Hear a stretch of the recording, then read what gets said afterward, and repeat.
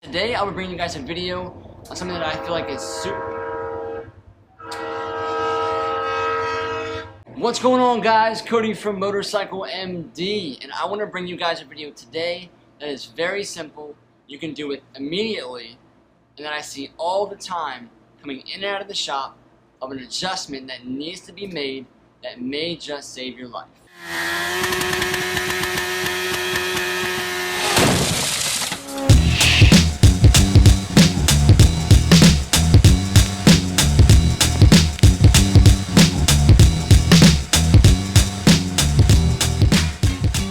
Now, topic of the video, rear brake light adjustment.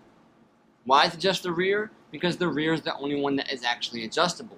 Now, given there are two switches in your brake light system, all too often I see so many bikes coming out of the crate brand new, riders who have been riding for many years, come in with their bike and literally have no rear brake pedal function when it comes to the rear brake switch. Now, what I mean by that is when you hit the rear brake pedal, no brake lights are showing up. No one behind you knows you're stopping. You know you're stopping, obviously, but the person who is following behind you is what's most important. If they don't know you're stopping, they're probably texting, and they're not going to see anything that's going on in front of them. Now, many people ride around with their front brake switch, they hop on the bike, turn the key on, maybe they even check their rear brake lights just to give it a quick click on the front brake lever and realize that their brake lights are working. So that must mean everything is right. Wrong. Now, the style of rear brake switch that Honda uses is most commonly found on almost any new bike, let's say in the past 30 years, will use this type of switch. Now, the reason why I'm demonstrating it on this bike in particular is because this is my bike, I have cleared away lots of space back here, and you can actually visually see in its habitat. This way I can get the best footage on how to adjust it, what's out of adjustment, so on and so forth. So, super easy, let's dive right in. Dude, I am so over microphone game. It never works. Probably have like 12 microphones, none of them work. So, I'm doing something wrong. So, where the heck is your rear brake switch that is oh so adjustable? If you follow just the line and the path of how your rear brake system works, you will more than likely end up finding this switch, okay? I can literally pick any bike in here, besides the Metro, maybe the Trail, the CL, that beautiful Repsol, many other bikes. I will find this exact same switch. Oh, check that out, look at that. Heyo, shirts on sale, free shipping. Sweet shot, Cody, sweet shot. So obviously, no, you have to have at least two switches, or maybe you don't, to operate your brakes, because you got a rear brake and a front brake. Now, the front brake, the switch is a little bit different. It's not adjustable, but it's a very simple switch, okay? So typically this is held into the perch where the master cylinder is. You have your brake lever going right on top of this button right here. It's typically always shut until you release that brake lever, applies voltage to either a different bulb or the second filament inside of your rear brake light system. Usually they have two wires on them. It's not overcomplicated. Very simple switch, okay? If I'm checking this out and one is bad, sometimes you'll notice that it's very sporadic. Like you're applying the front brake lever here, and you're looking at your rear brake light, and you're hitting it, and sometimes it works, sometimes it doesn't. Probably this guy's fault right here. And usually there are some drains for any kind of moisture or water that can kind of pull up inside right here at the bottom. And sometimes I'll even get lucky and spray some kind of electrical contact cleaner, maybe even some WD, PB Blaster, something that is some kind of penetrating oil, spray it directly inside, function the switch a number of times, and sometimes they will come back to life. If not, just buy a new one. Very simple to replace. Usually one Phillips head screw is holding it all in. Now, enough of that. Rear brake system, a little bit different.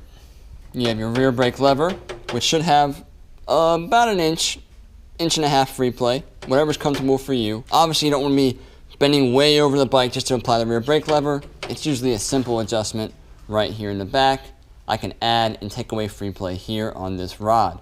That's free. So attached to this brake lever is, of course, a number of pivots. See here, when I apply this rear brake, it pulls on a spring. And that rear brake spring pulls on a plunger. See that little plunger coming out? It's activating a switch inside. These are what are so poorly misadjusted all the time. That's one of the things that we always have to check. It's usually held inside of a little hold or a stay. You can simply just pull this out because it has this little expanding plastic washer thing right here, this little adjuster, and it's threaded. So if I have the adjustment nut all the way backed up against here, it's all the way forward, meaning that there will be actually little play when it comes to applying that plunger. But if I were to take this out of its stay, sometimes they are a real bear to get to, like on the CBRs. I can pull this out. Obviously that plunger is hanging way out there, but I can take this adjusting nut, unscrew it, which is removing free play from where this sits in the perch.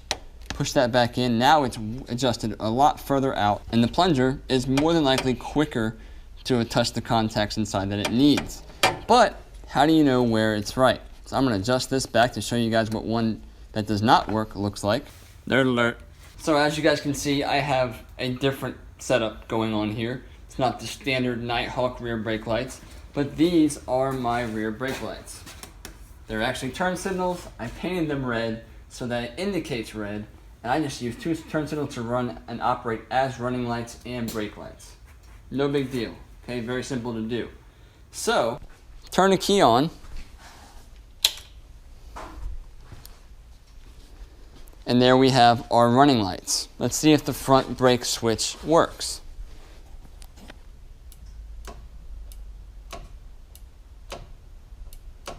What about the rear brake? Not unless I really mash down on this. Do these come on? But standard brake lever action, nobody knows I'm braking unless I use my front brake switch. Okay? Very, very dangerous, especially on a lot of slow stops when people are not really either not expecting you to slow down, or you just don't think about it because you're just applying the rear brake slowly, but no one knows you're braking besides you. That's why I wanted to bring this topic up. And it's such an easy adjustment, easy check to make, and make it to where you want it to be. Now, many people like to rest their foot on the rear brake lever. Some are a little bit more sensitive than mine is. Mine has a pretty stiff spring on here.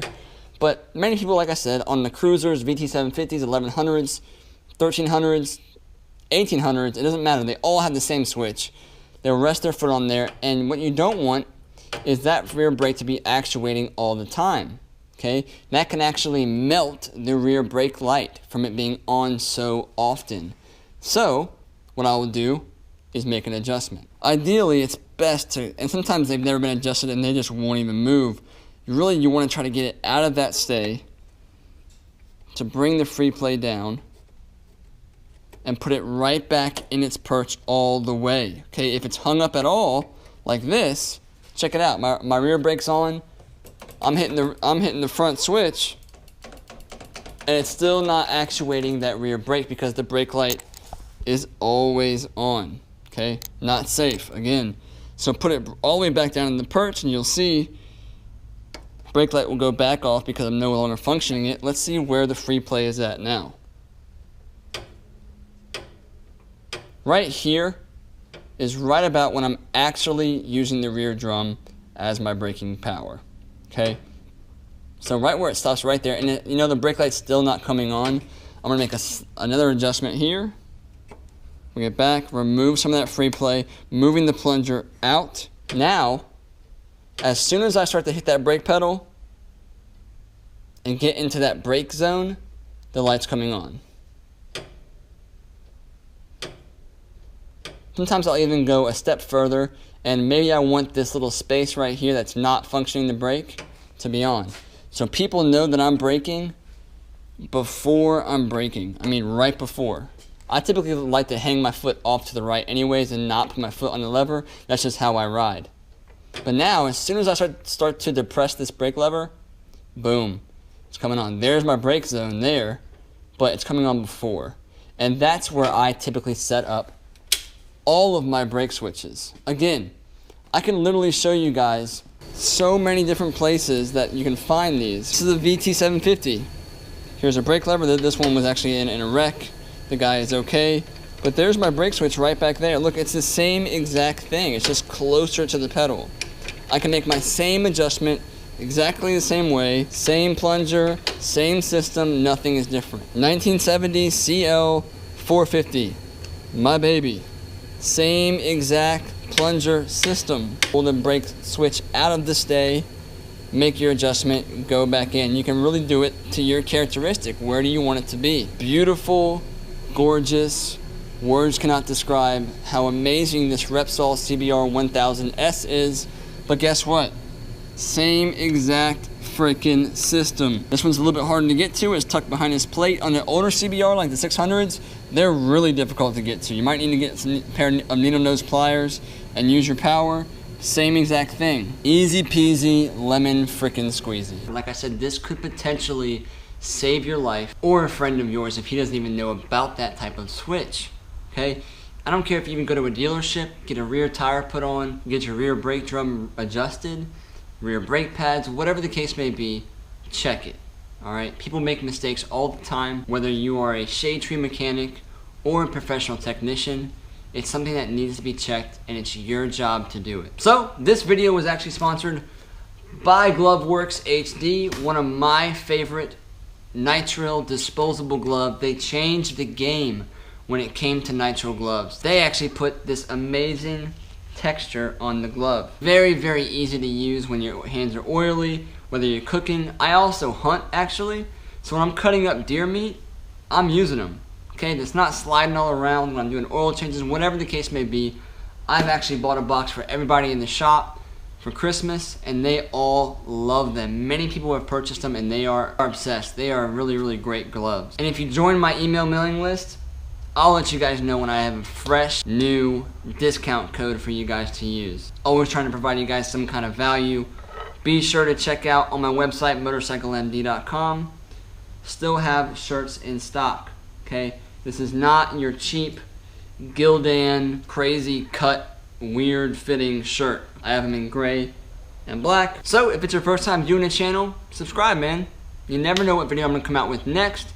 All the videos that are made are what comes into the shop, okay? So it's always changing, it's always different, but it will always typically be Honda. And if you didn't know, every Monday night, as you can probably see in my feed, I do a live Q&A, 8:30 Eastern Standard Time. And what I do is I go over questions from my email list.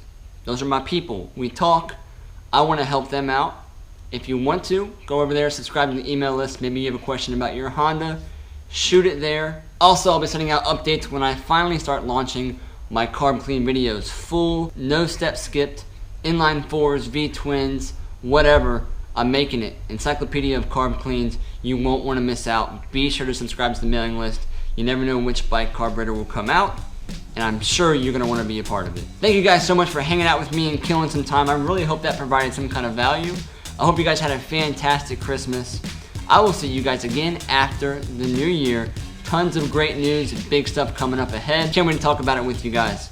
Cody from Motorcycle MD, bringing you guys quality tips and tricks for your next build or your daily rider. See you guys next time. Ride safe.